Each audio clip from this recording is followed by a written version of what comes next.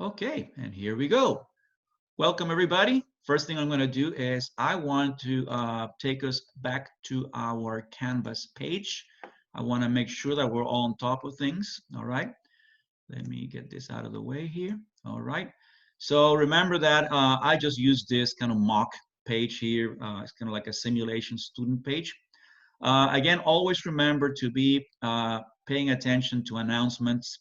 And please forgive me. I think I threw some out there too quickly today and forgot to check some of the dates. But just what I'm saying is please stay on top of these announcements here. All right. Again, also, please make sure you're on top of your assignments.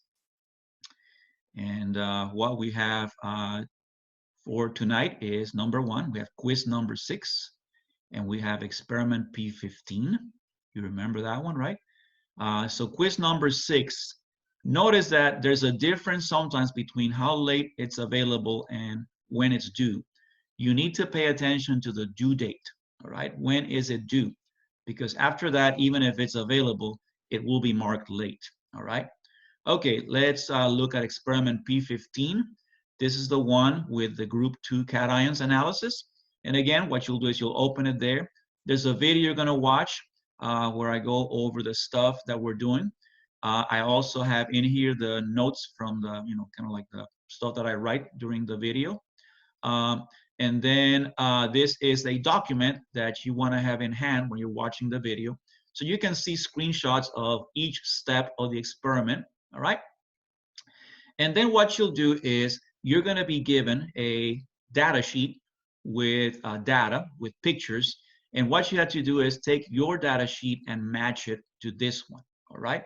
And then what you'll do is you'll analyze the data in the unknown, match the pictures, and then you're gonna have a couple of data sheets that you're gonna fill in, all right? Okay, how do you find this stuff? Well, right now, for example, what I would have done is I would have gone, let's say, for example, to the grade book.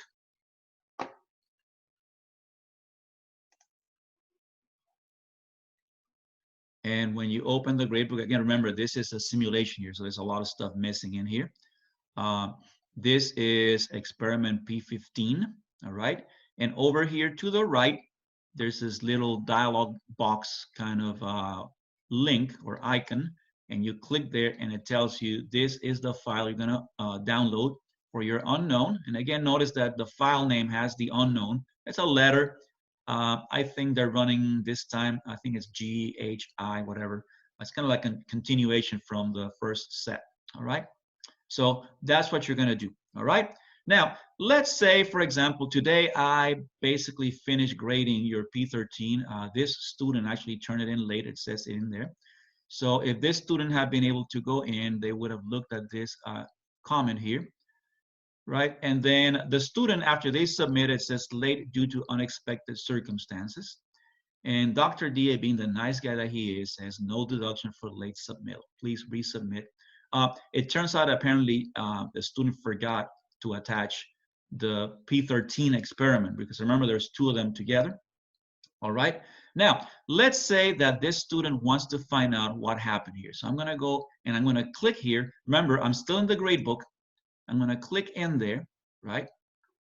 And then what's going to happen is over here, again, you're going to see on the right-hand side all of these comments that I just showed you. But what you want to do is open this feedback window because that's going to show the students' submitted lab report and the comments that I made.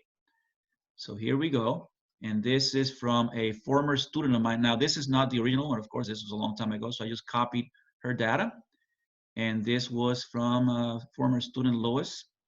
She, very smart girl. She actually, she went into journalism, moved out to the East Coast, and has become a prominent journalist. I was surprised. She always had problems spelling, but her spelling was pretty good in this particular lab report. Notice his comment here, missing experiment P13, please resubmit. Now, right now, she has a 2-point deduction for that. However, I'm gonna let her resubmit and then I'll take that deduction away. And then down here, these are some of her comments. I really would have liked a little more kind of observations here, but for example, here in the part C, when you're looking at the conformation of silver ion, right? Okay, why precipitate when you added nitric acid, right? Because remember, in that step, you take the filtrate of the ammonia wash of the filter paper and you add acid to turn it acidic again and cause the silver chloride to reprecipitate, right? And let's see, it would help to know how many drops of nitric acid were required. Okay, so that's the comment. Oh, let me tell you why I put that comment in there. Let's look down to her actual unknown. So she had unknown X, and here she put in, she didn't use a flow chart, which is what I had recommended, but that's okay. As long as the comments you make here make sense to an outside reader. Couple of things, and I did notice this in some of your submissions. Number one, we're talking cations, okay, cations, not metals, Hg or Ag, all right? And the mercury 1 ion is not written Hg with a 1 plus. That's not the way you write the symbol. So unfortunately, I took a deduction for that. She crossed out the silver, but it was supposed to be in that unknown, so she got a 2-point deduction for that. And over here, see this? When she put the acid in the filtrate and she found no precipitate, comment I made was, maybe you didn't add enough. Remember that you're supposed to check the pH of that filtrate as you add the acid, just to make sure that you're actually making it acidic. All right, so yes, Asade, why don't you just open your mic and ask me? In my feedback, I can see the PB ion, the lead, because in the picture, when I see, I didn't see any participate when I compare it to the picture you share with us. Okay, Honestly, remember, mine is like a cold liquid. It doesn't see any participate. okay, And I try. remember that for that particular ion, there's 2 pictures. There's the filtrate, and there's a filtrate after chilling and adding HCl. There's 2 of them. Step 3 and 4. Even in my filter, I didn't see that. No, in the filter, in the filtrate, the liquid that goes through. Yes, I know it goes through in clear. the picture of the you share with us for your filter paper, you have like a 1 pound, I can say, you know. No. Let me, I don't know if I'm spelling it correct. Filtrate, Filtrate. The liquid that goes through the filter into the test tube underneath, that is clear. If there is lead in that liquid, when you chill it, you look at the picture in step 4, and there should be a precipitate forming. It should be murky. It should be kind of like whitish. So you have to look at both step 3 and step 4. Because it's clear on a step 3, because it's clear, we say we have PB. Okay, let me do this. Let me step out of here for a moment. Okay, I'm gonna step out of here. Honestly, I don't want to just waste everybody's time, but I just want to have it from now on, know Okay, what to look. let me do this. What was your unknown? Mine was unknown E. Okay, let me look it up and see if I can share it on the screen, and we'll look at it. Okay. I'm sorry if we can do it later. I don't want to wait. I want to do it now because I'm sure somebody else might have the same questions. Okay. Please. But you're the one that is actually asking. Thank you. Okay, which one did you say it was? E. E as in Edward. Oops, sorry, I got the wrong one here. Sorry. Let me come back here. Is E as in Edward. Gosh, I keep clicking the wrong file here. 1 second. Okay. Let me come back here. Let me see if I can share this screen. Unknown E. Okay, this is your unknown, Azadeh. Do I have it correct? E? Yes. Okay, everybody seeing this? Okay. So you start out with your unknown, step 2. You add HCl, and that's your precipitate, which means you have a group 1 ion. Now we come here. Now we add hot water to the precipitate, and we filter it, and you can see there's something in the filter paper here on the left. And the filtrate seems to be clear. There's nothing in there. All right, this is step 3. After heating, then filtering. Now you take that tube that says PB ion, and you heat it and add HCl. and you get this picture here, number 4. I don't know, on my screen, it looks very obvious that step 3, it's clear. Step 4, it has a white stuff in there. Could you please be kind enough? On your unknown, number 4, you can see the, participate, but here it just looks like cold liquid when you bring something from freezer. I But don't in know, yours, maybe I'm you know, having visions or something, because to me, it's very obvious. Step 3, I show it to everybody in my family, honestly. I show yours, your unknown, and mine. I'm sorry, Asade. We may have to You talk know, on a yeah, I'm so sidebar. sorry. I'm sorry, everybody. I'm sorry, I everybody, think, for wasting. honestly, I look at it. Step 3, the liquid looks clear. Step 4, it looks turbid. It looks like there's something Because white. you chill it, because you put it on the freezer, you chill it. That's why it looks like a cold test tube. No, Asade, I'm sorry. In the when we showed you the full mixture, remember? That was done to show you that this is not because it's cold and it's forming moisture around it. That's the way it looks like when it has a precipitate, okay? But Precipitate means that your solution was clear and now it's turbid. We haven't spun it down. It's not a pellet. It's just that it's turbid.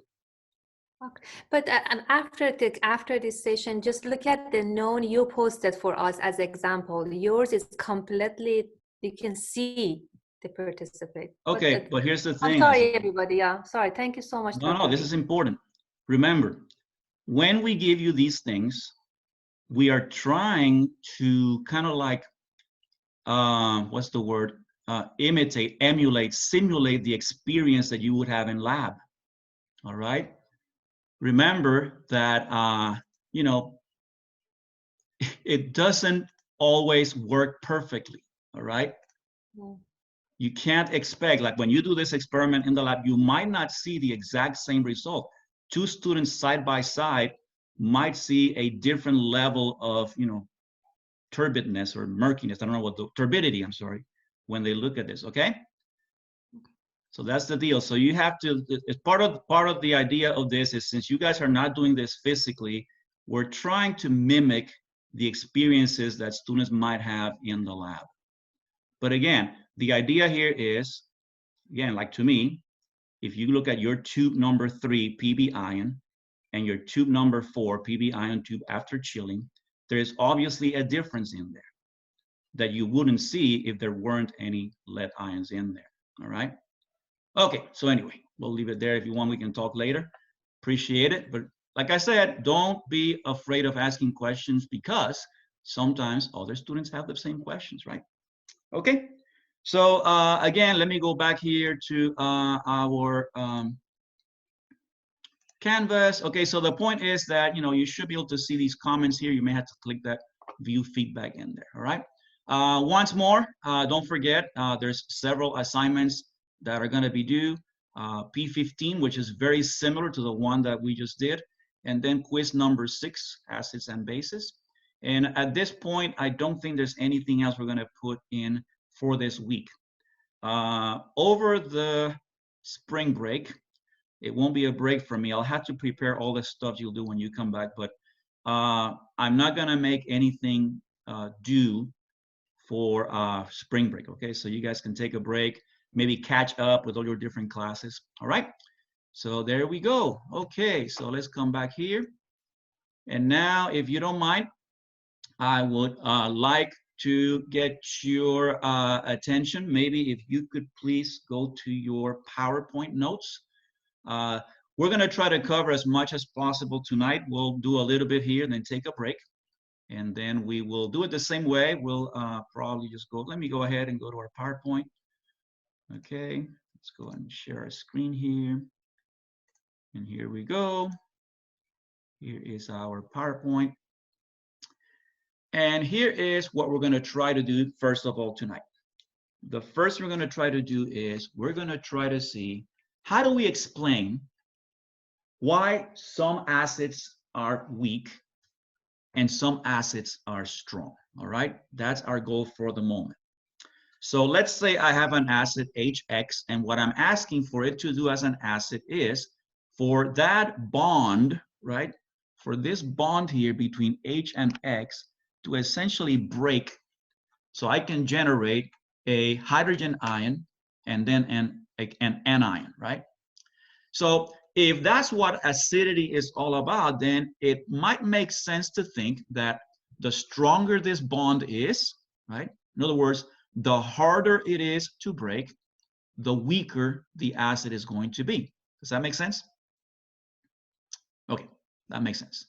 Now, when we look at an acid, we might think, well, here's the thing. What about if the reason for that is that if that bond HX is very polar, maybe it's going to be easier to break. Now, if we remember the periodic table, we've said that, let me erase this for a moment. All right, there we go. Remember that we said that in a group, in this case, for example, let's say fluorine and chlorine.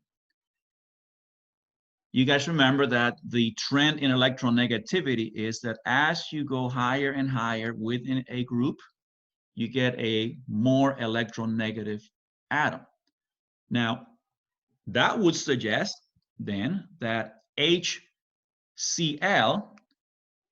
which is less electronegative, should have a, a weaker bond, or I'm sorry, a stronger bond, and therefore it should be easier to break. So let's see if, because, I'm sorry, let me say that again. Because hydrogen and fluorine would make a more polar bond, it should be easier to break, and therefore you would expect HF to be a stronger acid. Well, it turns out that that's not the case, right? As we're going to see in the next slide, here is what we actually observe. Here are three acids in that column, in that group, HF, HCl, and HBr. And of course, by now you've been memorizing the strong acids. You know that HCl and HBr are strong acids.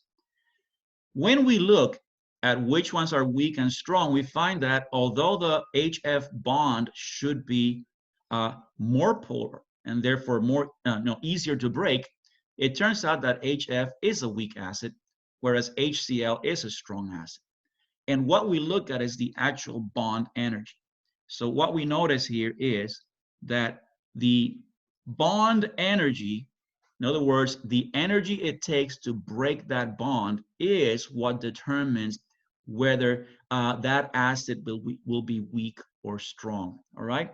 So that's what I think is important for us.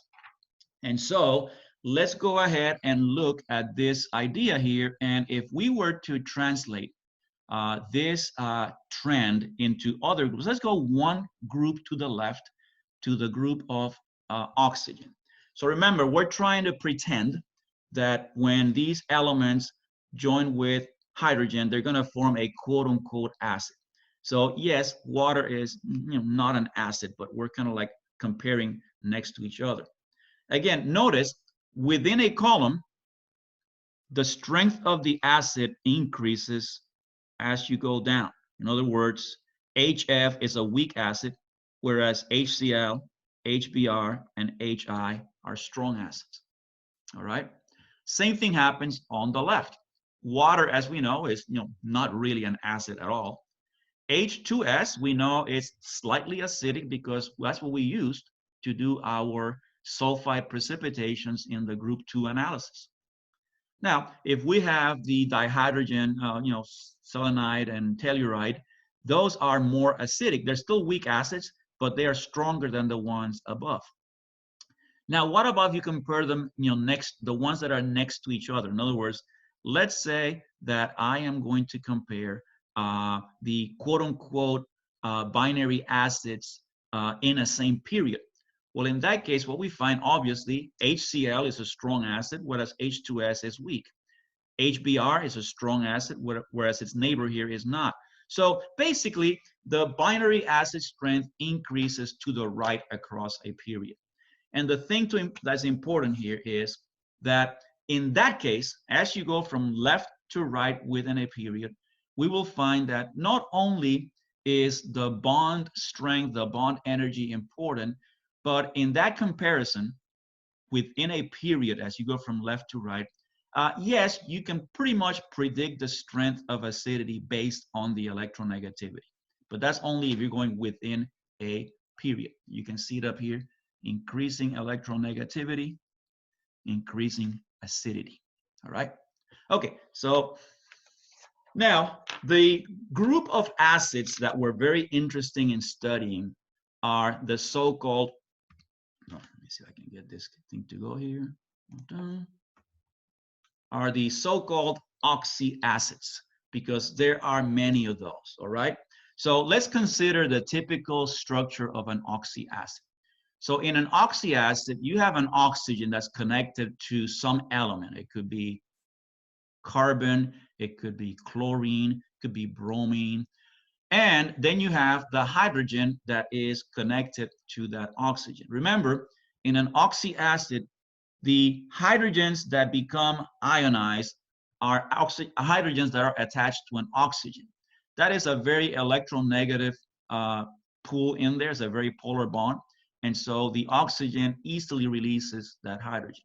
Now, here are the trends, and we're going to discuss them in a few moments. First of all, the OH bond will be more polar and easier to break. In other words, you will get a stronger acid if the element Z that oxygen is connected to is very electronegative, or if Z is in a high oxidation state. Okay, I think we need to do a little reviewing here, but here are some of the acids that we're going to be looking at. I have there carbonic, nitrous, nitric, phosphorus, phosphoric, sulfuric. Some of these we like to see in pairs. For example, I'd like to check, for example, how does nitrous compare with nitric acid? All right. So let's go ahead and do the following. I have a sheet here, and what I'm going to do is I'm going to move out of here and take us into our doc camera here, my makeshift document camera. All right. And let's go there now. Okay, remember on your screens to please pin the screen that has this paper in it so you can see it. Let me see, I should probably be able to kind of zoom it a little bit. Oops, that's too much. Okay, I think that'll work. Okay, here's some things that I want us to review very quickly. Lewis structures, bond polarity, and the oxidation number. All right, these are things that you learn in Chem 1A, but I know sometimes the brain gets a little full of cobwebs and we forget. So we're going to take into consideration here, let's consider chloric acid.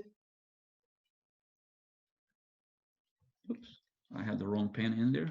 Second, oh, here we go. Let's consider chloric acid. And first thing we're going to do is let's remember how to do a Lewis structure. Remember that?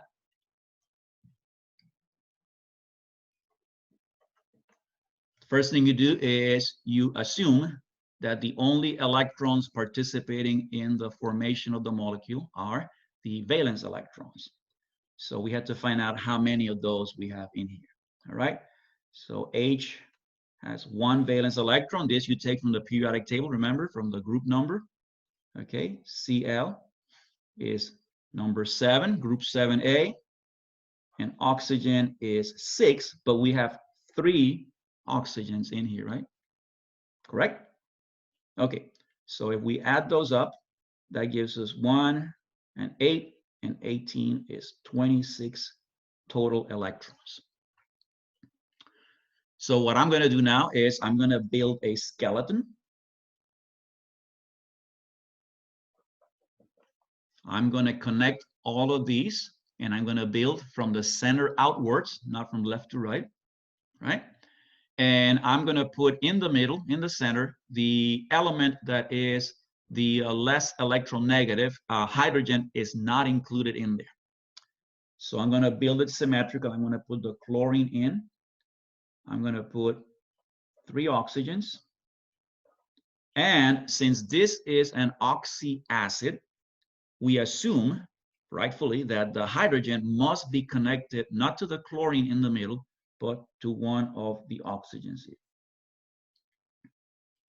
And then I ask, how many electrons did I use? Well, each bond here is a pair of electrons. So 1, 2, 3, 4. That's 8 electrons were used. So that means that I still have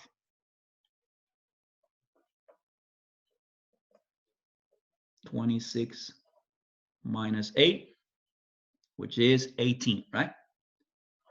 By conservation of mass, all of those electrons need to be on the structure.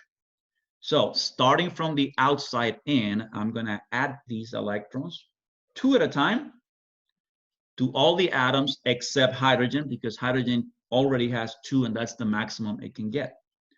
So if I start here from the right, I have 1, 2, that's one pair. 1, 2, that's a pair. And that completes an octet for that oxygen. So no more.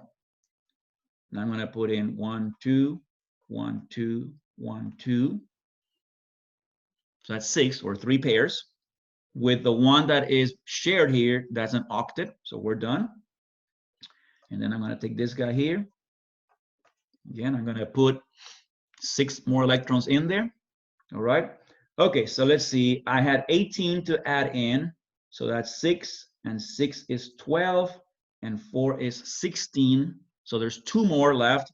Now that I've completed octets on the outside, then I go to the inside, and I take the central atom, and I put a pair in. Okay? So that is how we look at the arrangement here. All right. Next, let's look at bond polarity.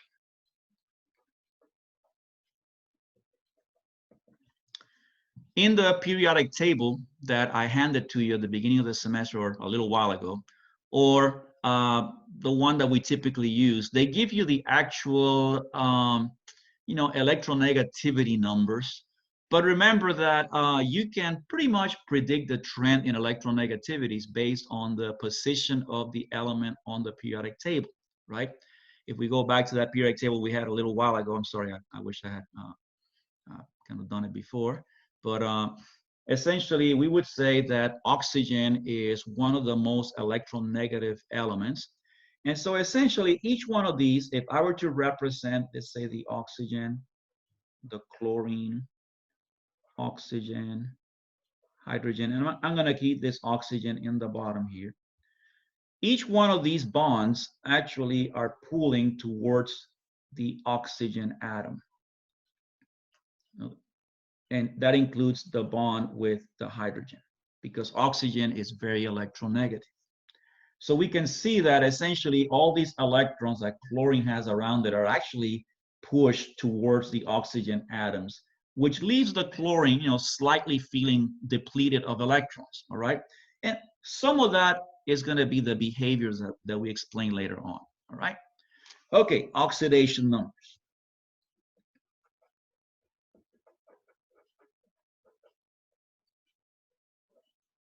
We can also call this the oxidation state.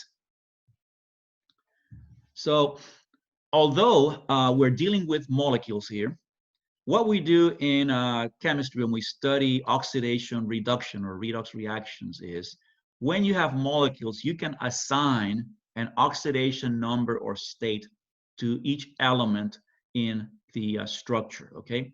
We don't typically do this for every atom, but for every element in there. So here are the rules. Hydrogen is going to be always +1. Oxygen is always going to be -2. And the other rule is that the sum of all oxidation states for the molecule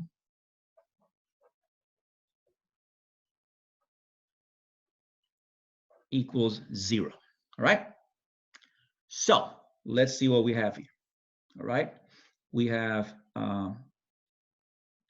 O, we have Cl, and we have H. Okay, we have one hydrogen at +1. We have 3 oxygens at -2 each. And then you have 1 chlorine at, who knows? Because in this particular compound, we don't know what is the oxidation state of chlorine. But according to this rule, all of that should add up to 0. So simply solving for x, right? So that'd be -1 plus 6, x equals +5. So that is the oxidation state of chlorine in this particular acid, all right? Let me leave some room here in case anybody has any questions. Just you can feel free to interrupt. Again, remember, I always scan these sheets afterwards and I'll give them to you when I post the video. Cool. Okay, so let's go back here to our PowerPoint, if I can find it. All right, here we go.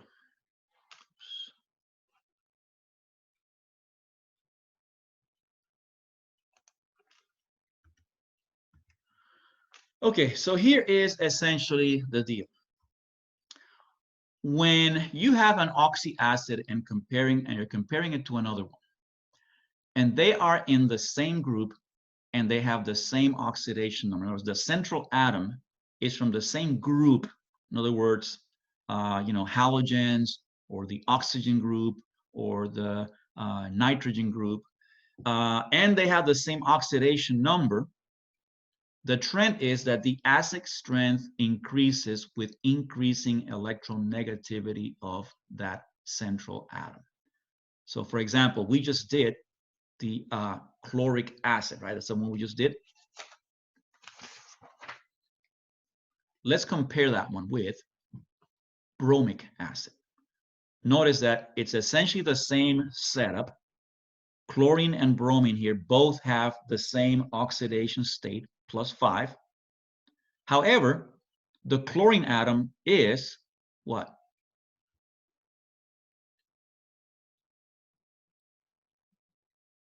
More electronegative than bromine, right? According to the periodic table, it's higher up, so it's more electronegative, all right? So essentially what we're going to say is that although they have the same oxidation state, chlorine is more electronegative. And therefore, the chloric acid should be a stronger acid than the bromic acid. So in this table that I have in here, you can see that as you go up the table, the acidity increases. Now, very careful, because I know some of you are thinking this. Hey, Dr. D.A., didn't we say that the acidity increases from the top down? No, that was for the binary acid. That was for hydrochloric, hydrobromic, hydroiodic acid. These are oxyacids, so the trend is different, all right? I knew you were going to ask that question. Okay, now let's look at the other possibility. Let's say now that I have oxyacids that have the same central atom, but essentially the oxidation state is different. In other words, there's different numbers of attached groups. And by the way, for oxyacids, typically what determines the oxidation state is how many oxygens are attached to that central atom. Okay, in this case, acid strength is going to increase as the oxidation number increases. So for example, here is the series of the oxyacids of chlorine, right? You can see there at the bottom our friend that we just calculated a little while ago, the chloric acid. Notice that we calculated an oxidation state of +5, right? Well, it turns out, as you can see, hypochlorous acid on top left is +1, chlorous acid is +3, chloric is +5, perchloric is +7. So if you look at the trend in acidity, you'll find that it follows exactly the increase in oxidation states. So perchloric acid, HClO4, is a stronger acid than chloric. which is stronger than chlorous, which is stronger than hypochlorous. As a matter of fact, the last two acids on this list, chlorous and hypochlorous, are actually considered to be weak acids. And you'll find their Kas in one of those tables that we've been using. All right? Okay, let me know if there's any questions.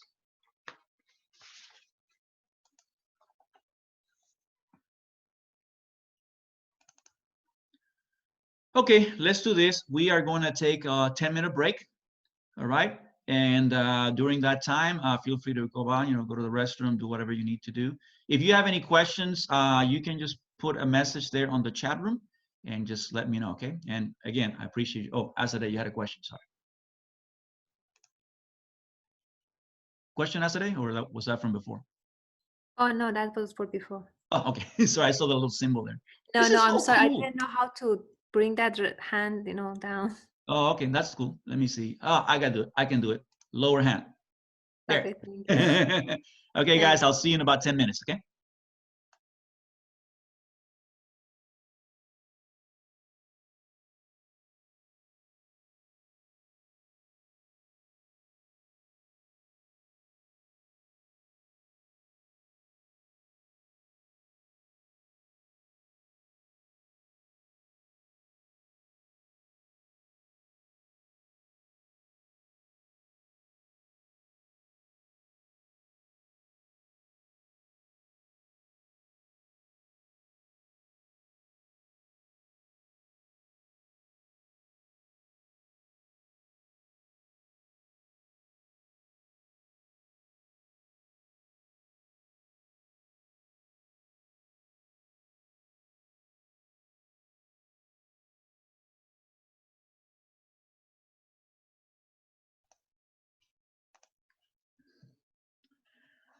All right, let's come back here. And we're gonna look now at a different subject. Let me give you a chance, everybody, to come in. Oops. I guess some of you are getting kind of like either bumped off of the video, and having to kind of re-log in. Sorry about that. I'm not exactly sure that I can fix that on my end, but don't worry. Remember that we're recording this meeting, and so if you miss anything, you can check the video later on. All right. Okay, so let's come back here. We're going to discuss a different topic now. Let me come back here to our PowerPoint. And of course, oops, happened here. Oh, of course, we're in the middle of our break. And let me bring back our highlighter. And we are back. So let's consider the acid and base properties of a salt. All right, of a salt. And I realize I think I have the wrong. Hold on a second. All right. Hold on a second. Let me get my notes here together. I seem to be missing something in here. I can't figure out what it is. Oh, here we go. Okay. Yes, that is the correct one. Okay. So you already have a bunch of this PowerPoint here. I'm just going to take a few interruptions here as we go along. Okay. So first of all, let's consider, okay. Okay, here's something that says in here. Let's read what it says. Salts containing an alkali metal or alkaline earth metal ion, except beryllium, and the conjugate base of a strong acid, example, chloride, bromide, nitrate, don't hydrolyze. And then they give you this equation here. And it occurs to me that I don't think the meaning of that is clear.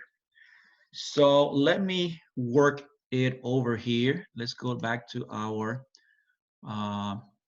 notes here, and let's see if I can walk us through this whole thing here, all this verbiage in a way that makes sense. So this is, I think, the slide that you guys have right now, but I just showed you up till about there, right?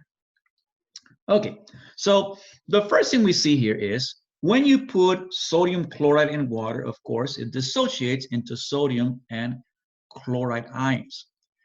Let me ask a question. How did we get that sodium chloride in the first place? Well, there are different ways, but one of them is, for example, I could say, well,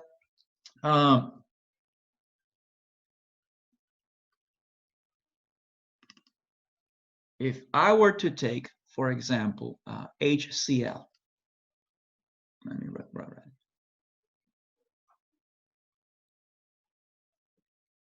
And react it with sodium hydroxide.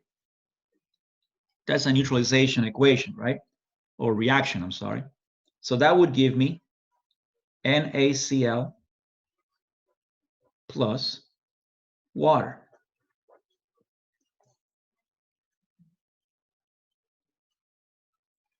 Now, of course, if I were to now heat this and vaporize the water, I would get the crystals of sodium chloride, and that would be the source of my salt. So in other words, it's kind of like a weird way of looking at it, but we could say essentially that sodium ion is the conjugate, quote unquote, of sodium hydroxide, right? So we could say that from NaOH, we got Na as a conjugate. Since NaOH is a base, sodium ions will be the conjugate acid of that. Now, we know that's not real, correct? Because sodium ions are not going to behave as acids. And in the same way, we would say that HCl yielded chloride ions, and we would say that the chloride ion is the conjugate base of HCl. So when we look at the formation of sodium chloride from this perspective, all right, we could say that essentially this salt, sodium chloride, could be seen as being sodium being the conjugate acid of NaOH and chloride being the conjugate base of HCl. So let's ask ourselves, would sodium ions behave as an acid? In other words, if I put sodium ions in the presence of water, would I get, NaOH plus hydrogen ions? No, sodium is not an acid. If I were to take chloride ions and put them in water, would I get the chloride to act as a base and give me HCl plus OH minus?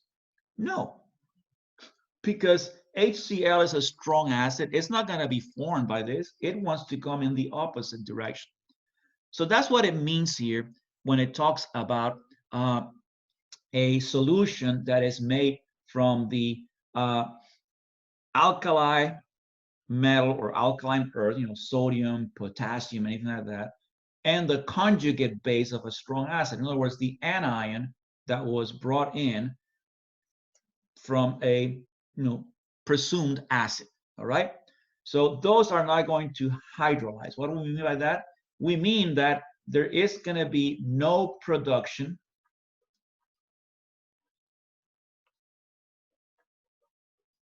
of hydrogen ions or hydroxide ions in this solution of that salt. All right. Now, let's see what happens if instead of a strong acid, let's say I have a general acid AQ, HX, aqueous, all right? And let's say that I now react that with sodium hydroxide. Well, remember, this is going to be in one direction because this is a strong base. Let's say that HX, for the sake of illustration, is a weak acid. Acetic acid, formic acid, HF, one of those. This is a neutralization, so we end up getting, you know, NaX, whatever X is, and water.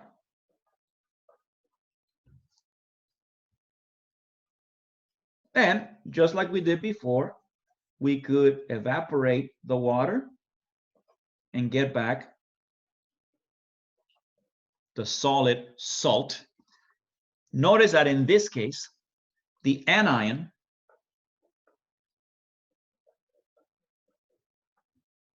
is actually the conjugate base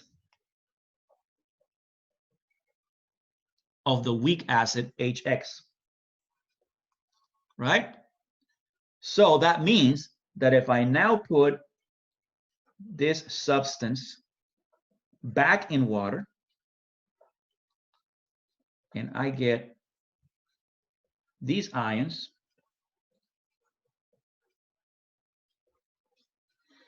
now the difference with the previous example is that unlike chloride ions, this X anion is itself a weak base. And so what it's going to do is it's going to interact with the water in the solution to a certain extent and behave as a base. It's going to abstract a hydrogen from water to give us back the conjugate acid.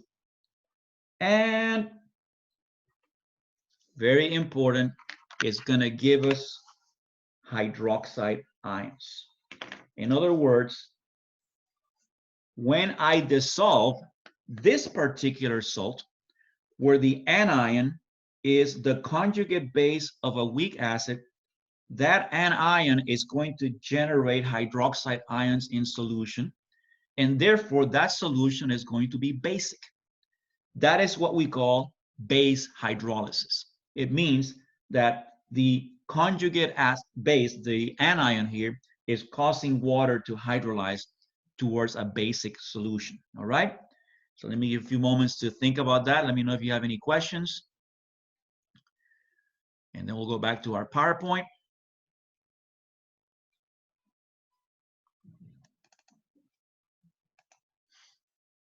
Okay, so let's go back and finish out this slideshow that I was showing you here. So again, like we saw before, we have a basic solution of a salt happens when the salts derive from a strong base and a weak acid. And again, when we say a weak acid, we mean that the anion of the salt is the conjugate of a weak acid. So for example, let's consider sodium acetate. In water, it dissolves perfectly well and gives me sodium ions and acetate ions.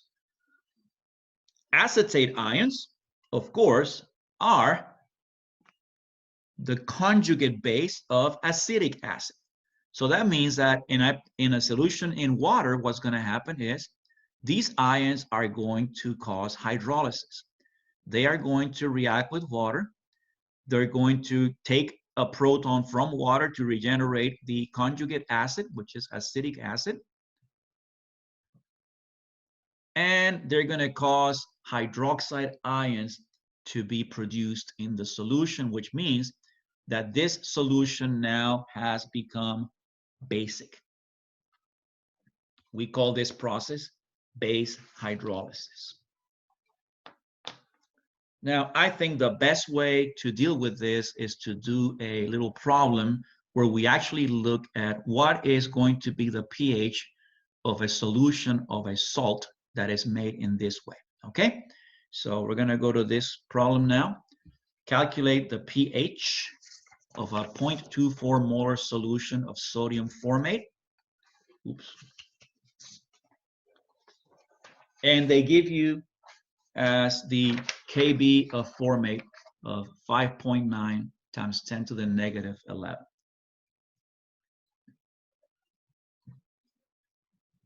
Okay, so let's go ahead and switch back here to our DocCam.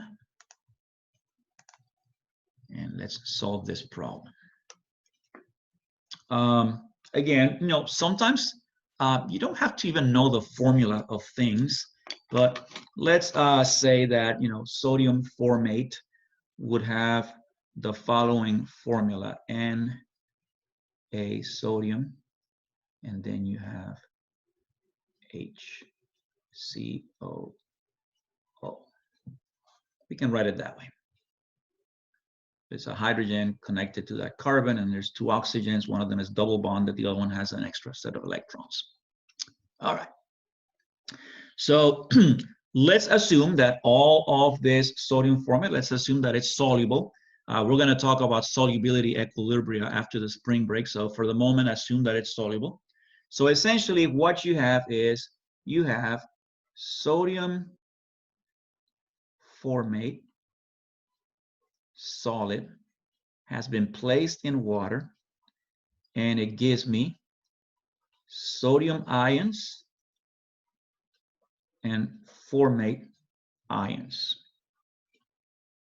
Formate ions are the conjugate of formic acid. So it's going to undergo an equilibrium. So HCOO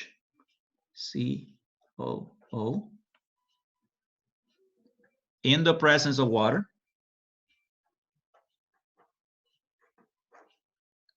will undergo a base hydrolysis to give us the formula HCOOH, and you hopefully remember that COOH sequence of symbols represents a carboxylic acid.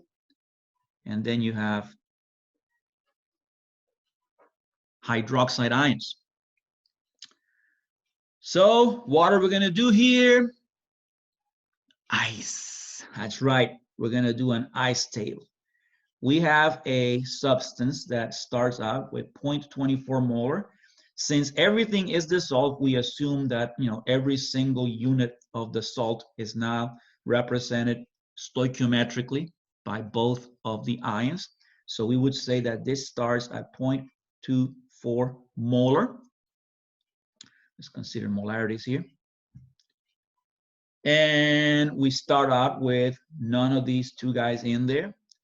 There is going to be a change. So I'm going to use, again, the letter Y like I've been using. Plus Y, plus Y.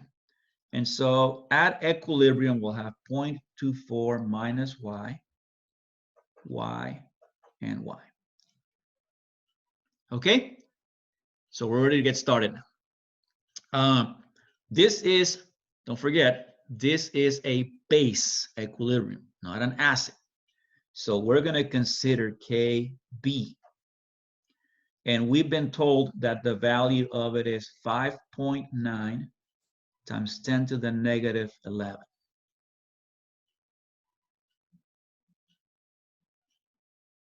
Again, if you look up that value in a table somewhere, you might actually get a different number. It'll probably be in that same kind of like orbit of 10 to the negative 11. But the value here, the coefficient might vary a little bit. A lot of it depends on the source of the data. Okay, so this should be the concentration of conjugate acid times the concentration of hydroxide ions, which is Y squared, divided by the concentration of the conjugate base, 0.24 minus Y. Of course, since the value of KB is so small, we're going to start with our approximation method here and assume that this is pretty much equal to Y squared over 0.24, assuming that the amount of ionization that happens here is so little that it's negligible within the 2 decimal places that we have here for the initial concentration. And so we're going to say that Y, and let's see if I can find my calculator. Let's go ahead and calculate this. So we have 5.9 to the negative 11 times 0.24. And we're going to calculate the square root of that. And it comes up to about 3.76, 3.8, let's call it 3.8. times 10 to the negative 6 molar. You can see pretty clearly, you don't have to test the approximation, right? But if you want to do it, just go ahead and do it. Just trust me, it's okay. It is less than 5% of the initial concentration. Now remember that this is the concentration of hydroxide ions.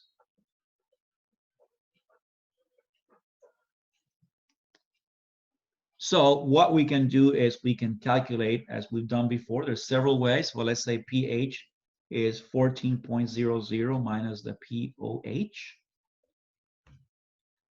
So that's 14 minus the negative log of 3.8 times 10 to the negative 6. So that's the number I had here.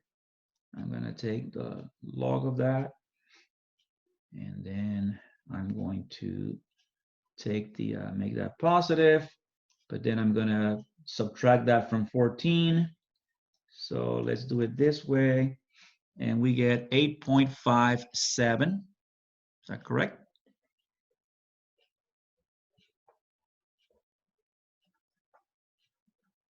And that would be the pH of this solution, 8.57. As you can see, it is basic because the anion of this salt was a weak base, and it hydrolyzed water to give us extra hydroxide ions in solution.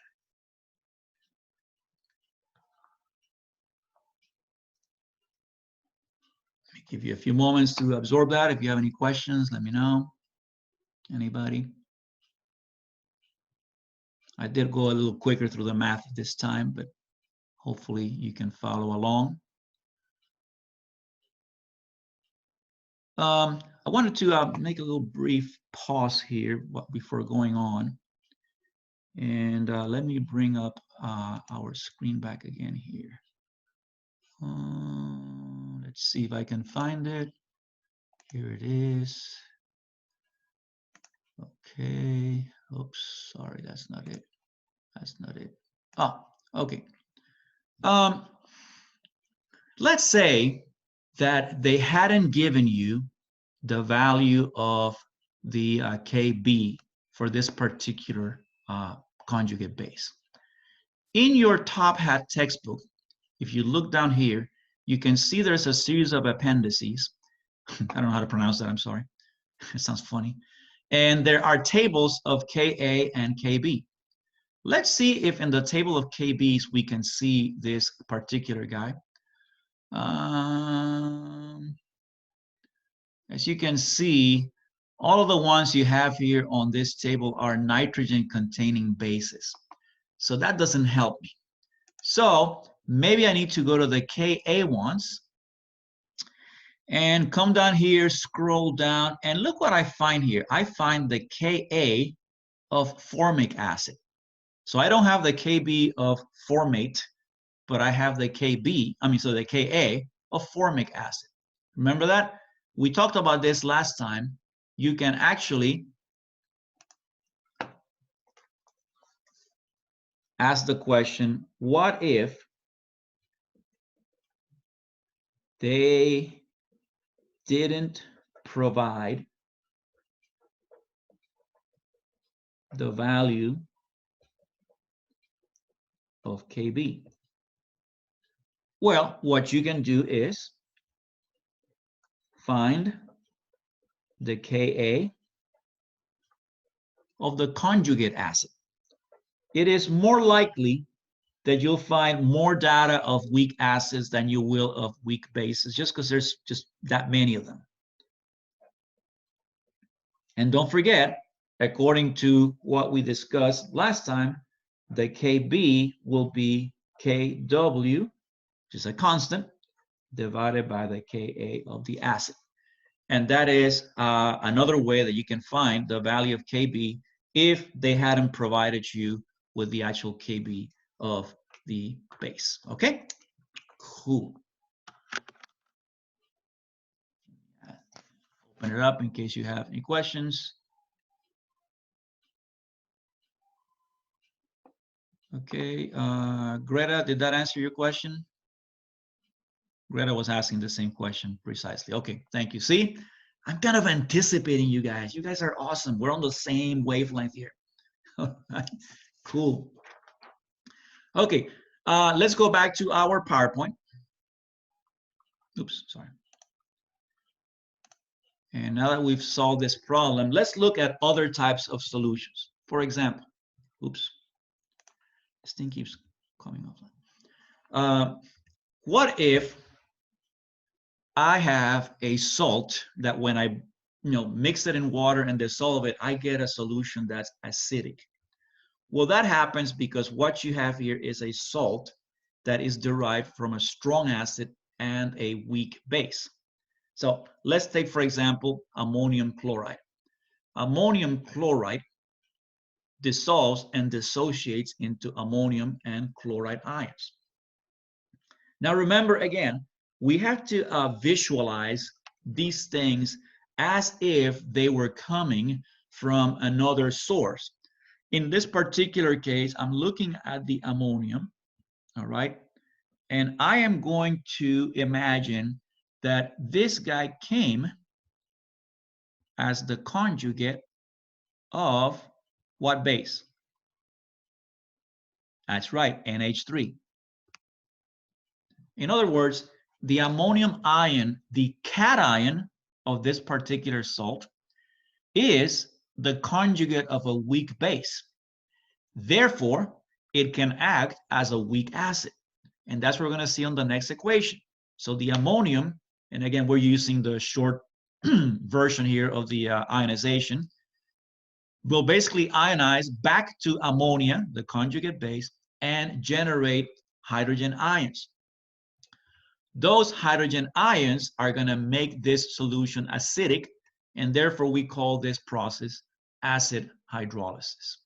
I don't have a particular practice problem for this here, but we're going to do another exercise here in a few minutes before we wrap it up. Now, here is an interesting thing we're going to study, and hopefully we have time to cover it all. I think we do.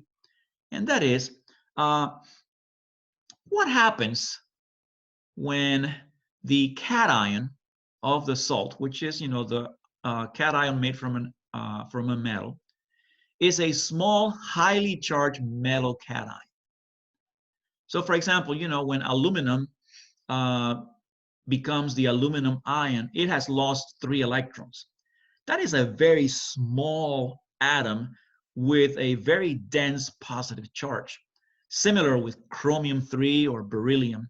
So these are atoms that are in and of themselves not very big, and now you're taking away those outer layers of electrons. Those electron clouds are getting packed closer to the nucleus, and you have a very dense positive charge in there. What is interesting, these salts will also give us an acidic solution, all right? So let's consider, for this example, let's consider aluminum chloride. Again, it's an ionic compound. In the solid form, we'd call it a salt, but when you put it in water, it will dissociate into ions. And we're going to look at the next slide and see what happens to it, okay? Here we have on the top, it's interesting, but as we will learn, hopefully before the end of lecture, but mostly later in the semester, and we've experienced a little bit of this in our experiments where we study the formation of complex ions. So the aluminum ion, right, what we've always been calling, A, L, oops, sorry. Let me see if I can erase this, make it right. Okay, let's try that again. So the aluminum ion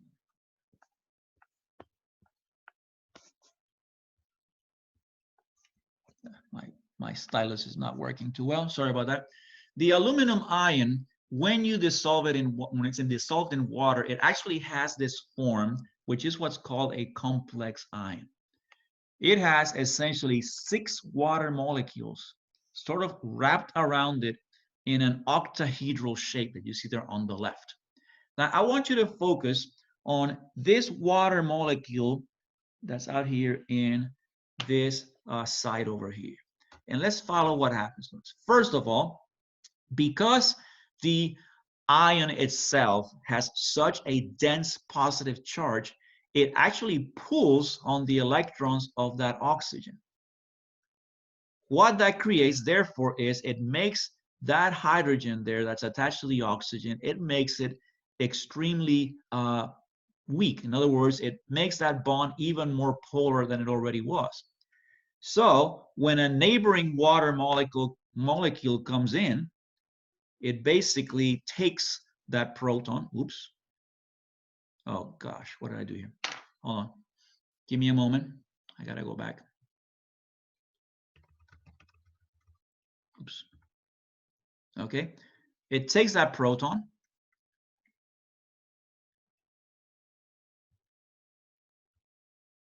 Because it's very easy to remove. And you can see the result on the right there, right?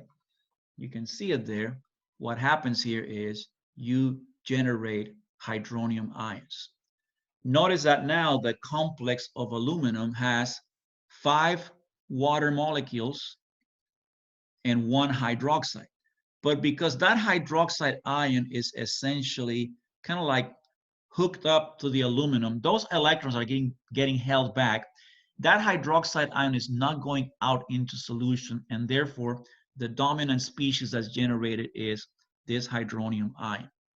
Now, one thing we might consider is that, as you can see here on top, this is really a reversible process, right? So although it has a single arrow in there, it really would be more correct to say that, oops, sorry. Gosh, what am I doing here? Sorry. Having a problem with my stylus here.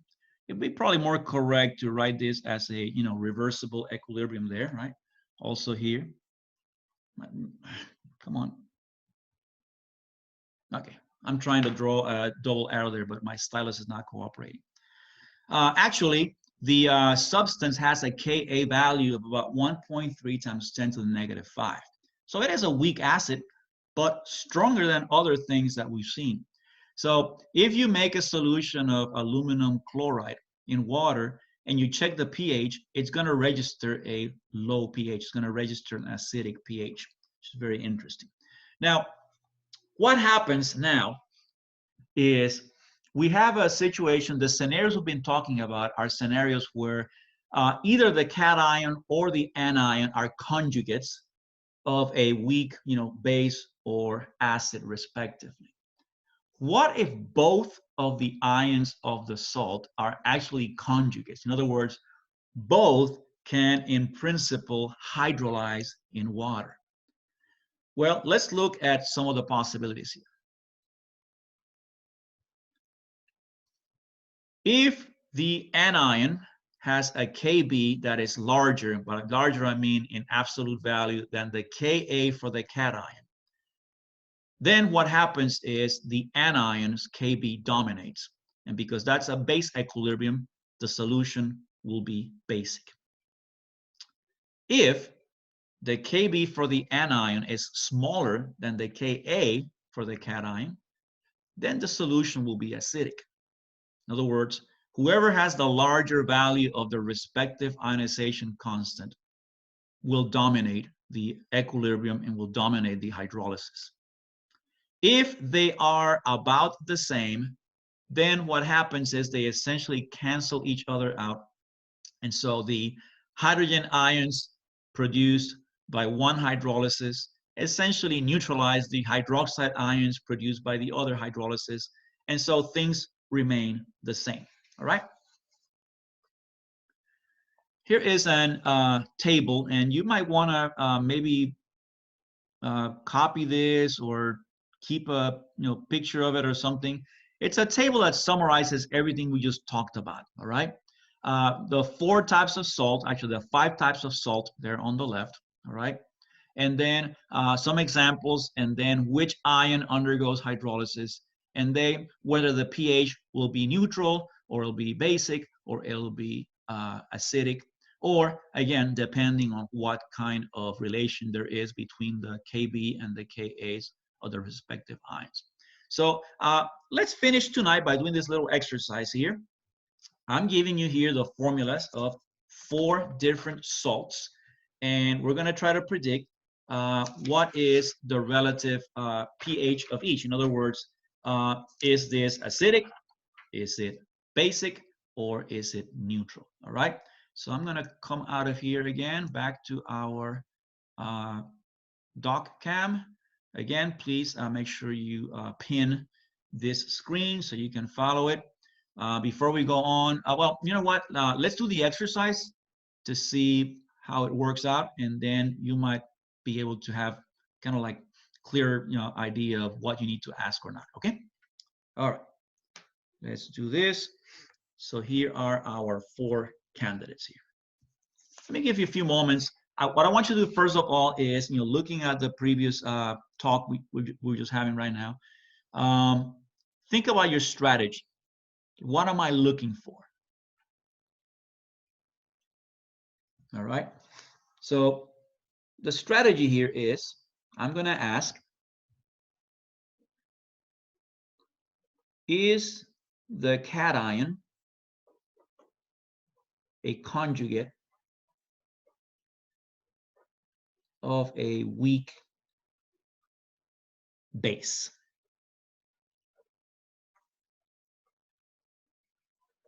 And then I'm going to ask, is the anion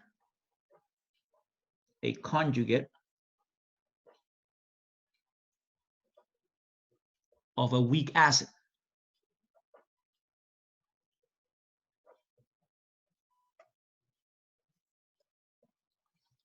So that's my strategy. That's what I'm asking, is, what is this salt made of, right?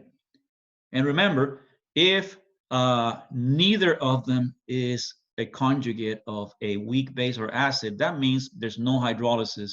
The solution stays neutral. So again, this is where you have to go back to that exercise, that homework you all had of remembering who are the weak acids, right? Because that's what's going to help you out.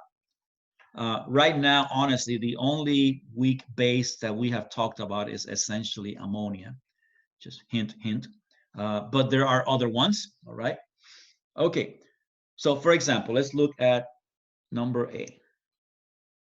So you have lithium ions joined with perchlorate ions. So what kind of element is lithium? It's an alkali metal, right?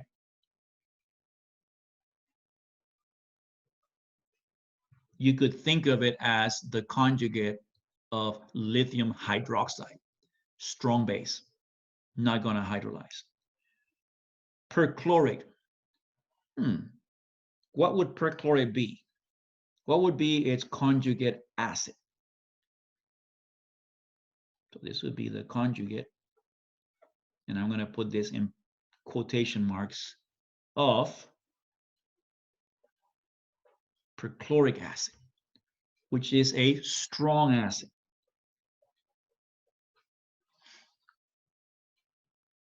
So that means that the cation is not the conjugate of a weak base. The anion is not a conjugate of a weak acid. Therefore, this solution should be neutral, right?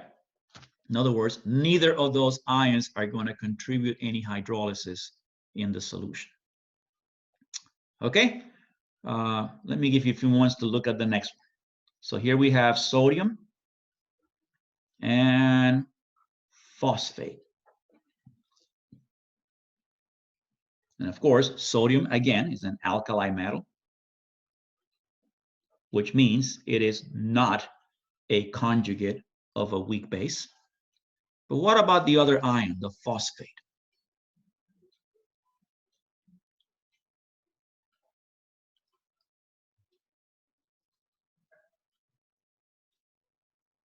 What do you guys think? Is it the conjugate of a weak acid? Yes. If I were to put this guy in water, I would get HPO4 plus what? Plus what? Taking a proton from there. So I'm leaving hydroxide ions, right? So therefore, remember that conjugates differ by only one hydrogen. So a substance like this, it doesn't have any hydrogens to give up.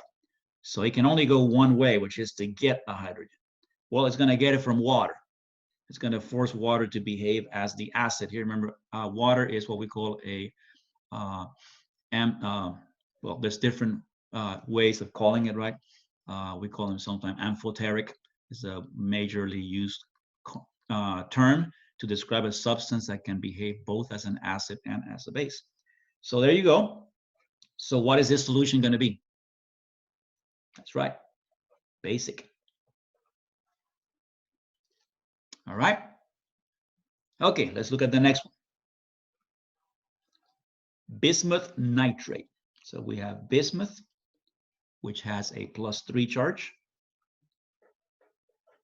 Nitrate, negative charge. So nitrate is a conjugate of what acid? Remember, add one hydrogen to it. What you get? HNO3, nitric acid. That is a strong acid. So in other words, the anion is not going to hydrolyze. Now, what about bismuth here? Well, that one doesn't seem to fall into any of these three categories. And that's because I forgot to put one, or maybe I did it on purpose. The third item in this strategy here is the cation a small, high charge ion? Well, I think bismuth qualifies, right? I mean, you have an atom that has been stripped of 3 electrons. So its electron clouds have dropped in size. And now you have a nucleus with 3 positive charges pulling on those electrons in. So that means that this guy is going to hydrolyze. So this is a small, charged ion. So as we saw with aluminum, what is it going to do in water? It's going to give me acid hydrolysis. The same thing that aluminum did.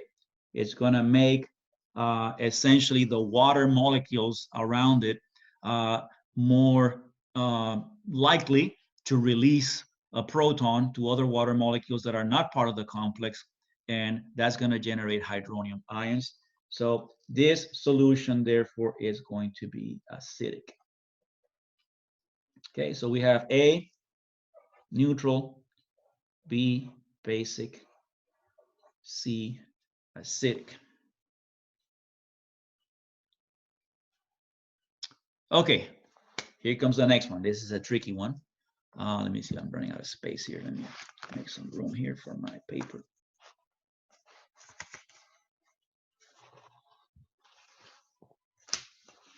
All right, so here we go. Here we have, let me straighten this a little bit.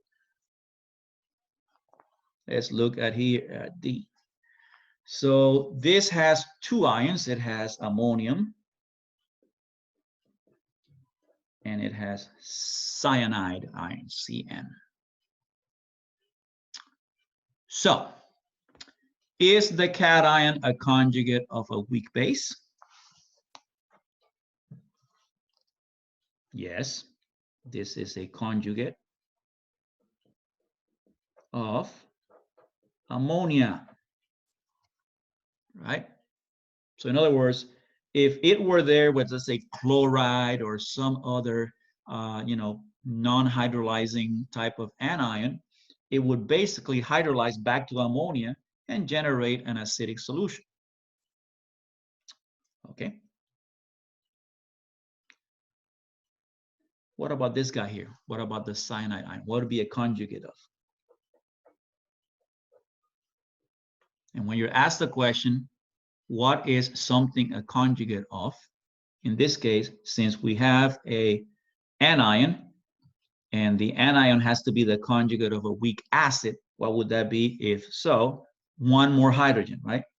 So this would be a conjugate of HCN. Is HCN a weak or a strong acid?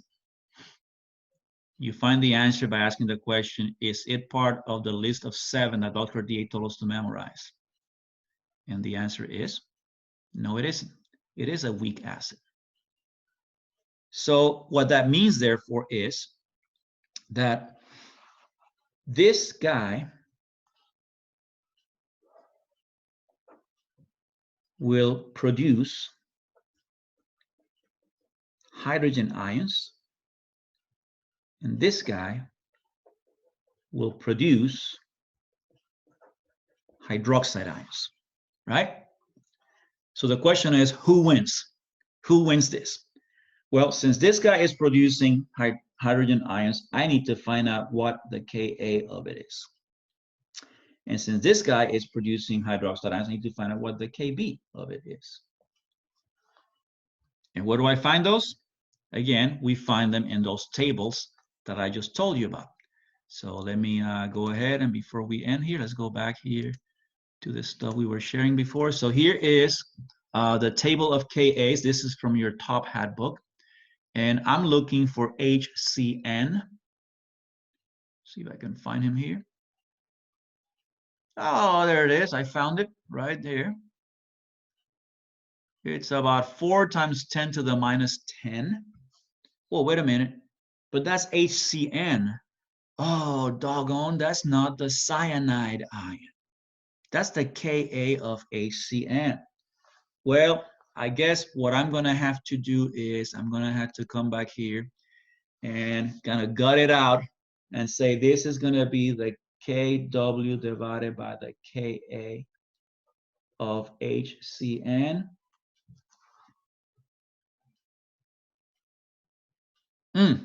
That sounds like quite a exercise there. Okay, what about ammonium? Let's go back here to our tables and this guy. Okay, so what about ammonium? Guess what? The ammonium ion is not in here. Oh, darn. I guess what I'm going to have to do is I may have to come back here to my Top Hat text and find out the Kb of its conjugate, which is ammonia. There it is. So that means I may have to find out, go back to our screen here, the Kw divided by the Kb of ammonia. Gosh, that's a lot of work, Dr. DA. That's right. And we're running out of time. So I'm going to give you the shortcut answer here. You'll have to find it yourselves. But it turns out that if we look up those values, the Kb of the CN ion is bigger than the Ka of the ammonium ion. In other words, the production of hydroxide ions by cyanide dominates the production of hydrogen ions by ammonium, and therefore our solution is going to be basic. All right, so let's go back here to give you the final answers so you guys can maybe copy those. Oops, sorry. go back here. And so our answers were lithium chlorate, oops, neutral, sodium phosphate, basic, bismuth nitrate, acidic, ammonium cyanide, basic, because the cyanide hydrolysis dominates over the ammonium hydrolysis. All right? Cool. Okay, well, I had one more thing to cover in this unit, but we don't have time. So I'm gonna stop it there. Let me come back here to our main screen. Come back here. Come back here to Dr. DA. Oops. There you go. There I'm back. So let me take the next few minutes and see if there are any questions. As I said, we are going to have the recording of this lecture posted. And then along with it, I'm going to have scans of all these things that I scribbled here. And hopefully you can follow along. All right. So let me see if anybody has any questions. You can either, open your microphone and ask, or you can throw something here in the chat. Or if you want to just make a comment or ask a question that has nothing to do with this, maybe I'd be open to that. Okay. I know. I understand, guys. Sometimes all this stuff gets thrown your way, like a lot of information, and your brain is probably still processing, 4 slides ago, and you're trying to figure out. I would love to ask a question, but I'm not even sure if I have one yet because I had to go back and review all this. And I understand, guys. Don't worry about it. In the meantime, while you think about that, let me give you a few announcements, a few reminders. Don't forget that experiment P15, which is the group 2 analysis, and quiz number 6, which is acids and bases, up to what we discussed last week on Thursday, right? So in other words, the stuff we're talking about tonight does not include it in the quiz. Those are due by midnight tonight, okay? So you might want to, after we close here, you might want to work on those. And what I'm going to do is I'm going to stick around for a few minutes after we close here. And if you have any questions, for example, about the lab or stuff like that, you can stay around and ask me. Otherwise, you can take off and work on your own. We are going to meet on Thursday at 5 o'clock, and we're going to wrap up this discussion. We're going to talk about an interesting concept, which is called Lewis acids. It explains all these complex ions that we've been kind of like observing, quote unquote, in these labs of qualitative analysis. And I'm also going to introduce a topic that's very interesting about buffers, all right? So that's very important. In terms of schedule, the only thing that is set in the schedule right now is this week. That's it. We have nothing scheduled beyond spring break. I put in there tentatively what we'll talk about when we come back, but there are no assignments that are going to be due during spring break, and there are no exams scheduled. There are no quizzes scheduled yet, nothing yet, all right? So whatever your old schedule says, consider it's going to be changed, and there's going to be a new schedule available for you probably by the time you come back from spring break, okay? So please don't don't stress about exams or quizzes. Right now, the only thing I want you to be concerned for is making sure you finish that lab and that you do that quiz by midnight tonight. And again, in reference to the lab, just like the discussion we had a little while ago, which I'm very grateful we had that talk a little while ago. Yes, when you look at the set that we give you that includes all of the ions in a mix and what the results you obtain are, and then you compare with that with your unknown, it may or may not look the same, all right? It may or may not look exactly the same. You have to kind of like get a feel for what is it that I'm looking for, right? It may not look exactly the same, but just basically that's how you work through it. we're trying to kind of like mimic, to simulate the experience you would have in lab where things don't work out. And, you know, I didn't have a chance to do this kind of stuff, but I would love to set up virtual labs where students are given data that has errors in it, and then you are asked to evaluate, okay, what do you think the error was, or something like that. But we're kind of like, that's kind of beyond the scope of my time and skills right now. But just want to make sure you understand that what we're trying to do is give you a simulation of the type of things that could happen when you're doing the experiment hands-on, okay? And let's see, basically going back to the schedule that we posted. Let me do this in the next couple of minutes before we break up here. Let me see if we can review what that schedule is, just in case. All right, here we go. Okay, let me come back here and share my screen. And where is it? I just pulled it up. Oh, here it is. Okay, so this is what we're doing over the next few days, right? So like I said, tonight we just did this lecture. We did not get to finish Lewis acids, but you might want to read about it. As a matter of fact, when I explain it, it's kind of difficult to do it honor. So you might want to read ahead so that we can, you know, kind of like shorten our explanation on Thursday. Lab report for P15 is due tonight. Quiz number 6 is due by midnight tonight. Thursday, we're going to meet again. We'll have a lecture at 5, and we're going to start talking about buffers. And you have until the end of this week to wrap up homework number 4. This is the unit that we are in the process of discussing, but it doesn't include this buffers theme. It's just about acids and bases, all right?